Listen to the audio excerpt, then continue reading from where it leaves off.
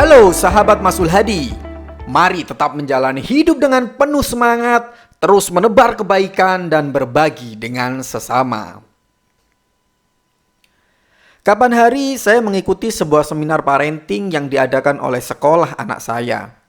Sebuah agenda rutin untuk meningkatkan kapasitas orang tua wali murid untuk menjadi orang tua yang lebih baik. Saya rasa itu adalah agenda penting bagi setiap sekolah untuk melibatkan orang tua dalam mendidik anak. Karena pendidikan anak sudah dimulai sejak anak dalam kandungan dan terus harus diberikan oleh orang tua kepada anak di tahun-tahun setelahnya. Dalam sesi tanya jawab ada sebuah pertanyaan yang menarik. Kenapa ya anak saya masih sangat bandel dan nakal meskipun anak saya sudah saya beri dan saya penuhi baterai kasihnya? Baik Bapak Ibu sekalian, menurut saya ini sangat menarik untuk dibahas, sehingga kita mempunyai pemahaman yang tepat tentang 5 bahasa kasih. Jadi begini, bukan berarti anak yang telah kita penuhi baterai kasihnya dengan bahasa kasih yang tepat, kemudian anak pasti tidak akan bermasalah. Bukan, itu tentu pendapat yang kurang tepat. Anak-anak memiliki bahasa kasih utama dari 5 bahasa kasih yang disampaikan oleh Gary Chapman. Singkat saya sampaikan, 5 bahasa kasih itu adalah sentuhan fisik, kata-kata penegas, waktu berkualitas, pemberian hadiah dan pelayanan. Nah, yang detailnya sudah pernah saya bahas di video saya sebelumnya. Dari 5 bahasa kasih itu, anak atau bahkan kita semua memiliki satu bahasa kasih utama. Bahasa kasih utama itulah yang harus benar-benar kita pastikan bahwa kita memberikannya kepada anak. Tetapi bukan berarti ketika kita sudah memberikannya bahasa kasih utama tersebut, dia tidak membutuhkan 4 bahasa kasih yang lain, bukan. Jadi kelima bahasa kasih tersebut harus tetap kita berikan kepada anak. Meskipun untuk fokus utama atau intensitas pemberiannya harus kita utamakan yang bahasa kasih utamanya. Kemudian, ketika kita telah memberikan bahasa kasih yang tepat kepada anak, sehingga baterai kasih anak penuh, bukan berarti anak akan selalu menjadi baik atau penurut, atau anak tidak akan pernah bermasalah. Bukan. Ini yang harus dicatat. Bahasa kasih itu dipergunakan untuk mengisi dan memenuhi baterai kasihnya, sehingga dirinya merasa disayangi dan merasa dicintai. Dengan merasa disayangi, maka akan berbanding lurus dengan rasa aman yang dimiliki oleh anak. Dari situlah anak akan merasa bahwa dirinya berharga, merasa dirinya dihargai, dan dengan kata lain, harga dirinya meningkat.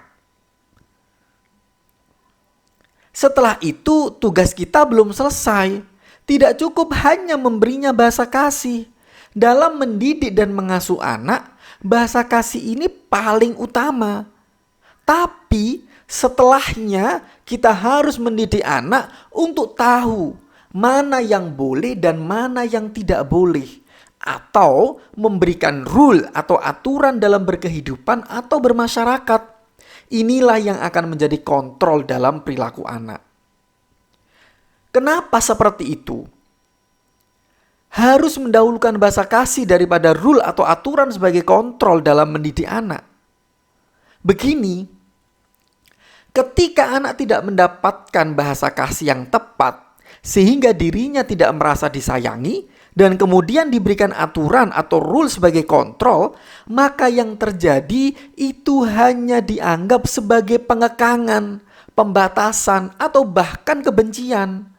Karena memang sebelumnya anak tidak pernah merasa disayangi. Sehingga dia tidak bisa melihat dan merasakan bahwa aturan itu, bahwa rule itu, kontrol itu diberikan karena kasih sayang kita sebagai orang tua. Maka yang terjadi adalah tidak sedikit anak yang akhirnya justru membenci orang tuanya padahal orang tua merasa sudah sangat menyayanginya. Maka pastikan dulu bahwa anak Anda merasa disayangi, baru kemudian kontrol perilaku anak dengan memberikan aturan atau rule. Jadi kalau kita melihat perkembangan anak, ketika anak-anak masih kecil, apalagi usia masih belum 3 tahun, maka saat itu adalah masa yang tepat untuk meluapkan dan membanjiri anak dengan 5 bahasa kasih.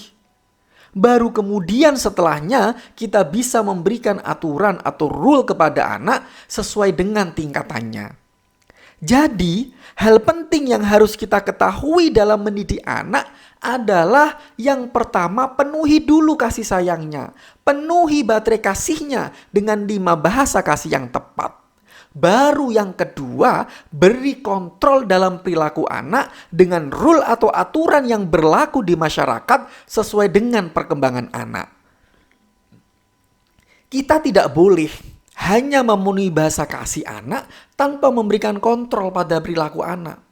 Karena itu akan menjadikan anak tidak memiliki pengetahuan dan pemahaman tentang bagaimana harus bersikap dan berperilaku dengan tepat. Contoh, kita sebagai orang tua, ketika kita melihat anak berbicara kasar, maka jangan langsung memberikan label bahwa anak kita nakal. Jangan. Kita harus introspeksi. Apakah kita sudah pernah berbicara kepada anak? Apakah berbicara kasar itu boleh atau tidak? Kalau boleh, saat apa? Tidak boleh, saat bagaimana? Jika belum pernah, maka ketika kita melihat anak berbicara kasar, maka saat itulah waktu yang tepat untuk memberitahu anak bahwa itu tidak boleh. Itu tidak baik, dan berikan penjelasan yang konkret kenapa berbicara kasar tidak boleh. Dan tentu kita juga harus menjadi contoh atau role model bagi anak untuk tidak berbicara kasar. Tetapi kita harus ingat, hal di atas hanya bisa kita lakukan jika anak kita telah kita penuhi baterai kasihnya. Sehingga ketika kita mendisiplinkan anak, maka dia akan menerima dengan lapang hati. Karena jika tidak, maka teguran kita sebagai orang tua bisa jadi akan dianggap sebagai sebuah batasan yang sangat menyebalkan. Jadi, pastikan bahwa kita memenuhi baterai kasih anak dan baru kita berikan rule atau aturan sebagai kontrol bagi perilaku anak. Sehingga anak akan mampu bersikap dan berperilaku dengan tepat, dan dengan demikian anak akan bertumbuh dengan optimal. Terima kasih.